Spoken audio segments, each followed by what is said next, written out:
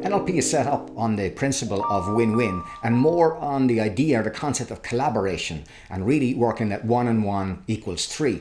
Now, the reality is that we live in a world that is often governed by negotiations. And when we teach negotiations on the course, we tell people to be aware of the precedent that it establishes. Not to say that negotiation is bad, but notice what will happen if you do it.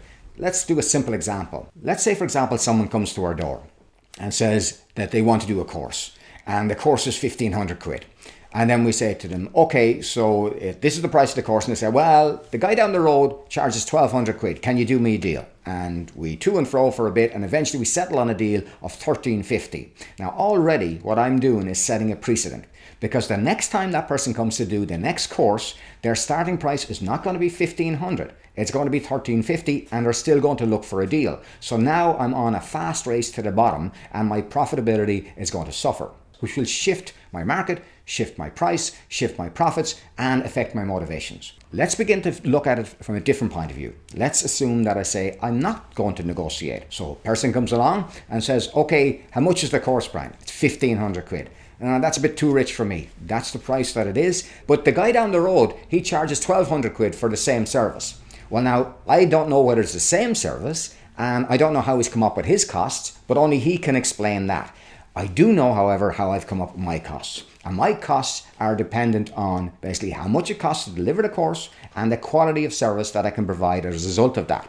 Now, if I am to drop my cost of my course, it means then two things are going to suffer, or at least one of those two things will suffer.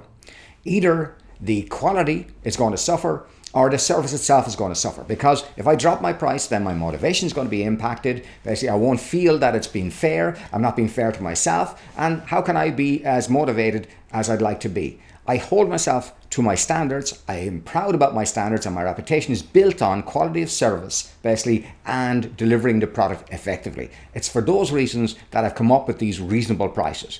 In my experience, when you do that, especially when you're working in single digits like that, when you do that, the person does go away, they think about it, they come back and they sign up, because they recognize that you're standing over your reputation, you're standing over your quality, you're standing over your service, and those things aren't negotiable. Sometimes there's a time not to negotiate. Sometimes there's a time to negotiate. Always be aware of the precedent that you establish. If you negotiate once, you're going to negotiate all the way through.